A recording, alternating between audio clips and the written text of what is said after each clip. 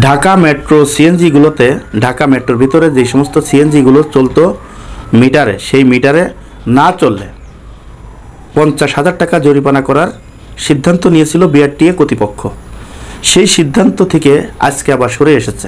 CNG ড্রাইভারদের আন্দোলনের মাধ্যমে রাস্তা অবরোধ করে যখন তারা আন্দোলন করছিল, সেই আন্দোলন করার কারণে আজকে সেটি প্রত্যাহার করে নেওয়া হয়েছে।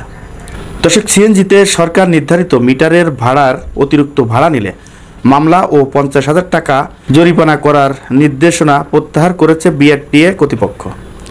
রোববার 16 ফেব্রুয়ারি সকালে বিআরটিএ পরিচালক ইঞ্জিনিয়ারিং শীতাংশ শেখর বিশ্বাস স্বাক্ষরিত একটি বিজ্ঞপ্তিতে এই বিষয় নিশ্চিত করা হয়।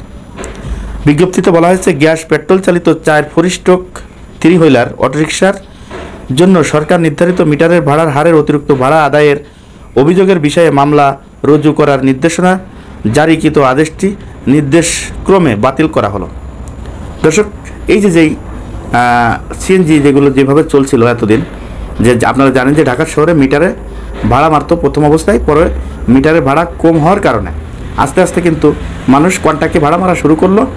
এই কন্ট্রাক্টে যাত্রী যারা রয়েছে তারা যেতে যেতে তারা এখন আর মিটারের কথা ভুলেই গিয়েছে অলরেডি। কিন্তু মিটার যখন ছিল তখন হতো কি, যদি 100 টাকা মিটারে ভাড়া আসতো, তখন সে যদি 200 টাকা ভাড়া চেত, তাহলে একজন যাত্রী অজুহাত দিয়ে বলতে পারতো যে এখান থেকে এখানে মিটারে ভাড়া ওঠে 100 টাকা, তুমি এখন 200 টাকা চাচ্ছ কেন, 150 টাকা নিবা।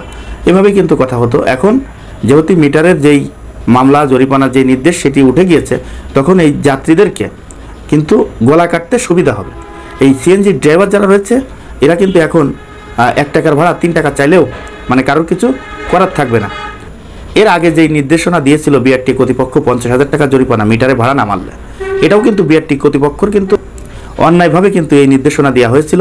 সেই অন্যায়ের বিপক্ষে কিন্তু আমি ভিডিও বানিয়েছিলাম, আপনারা দেখেছেন, অনেকে দেখেন নাই। তাই আমি বলবো যে এখন যেই সিস্টেমটা করা হয়েছে, এতে করে যাত্রীরা মানে কিছু বলার আর কোনো অধিকার যাত্রীদের থাকলো না। দর্শক, আজ এই পর্যন্তই। পরবর্তী ভিডিও দেখার অনুরোধ জানিয়ে এখানে বিদায় নিচ্ছি। আমি মোহাম্মদ মিতুল হোসেন। আসসালামু আলাইকুম রহমতুল্লাহি ওয়া বারাকাতুহু।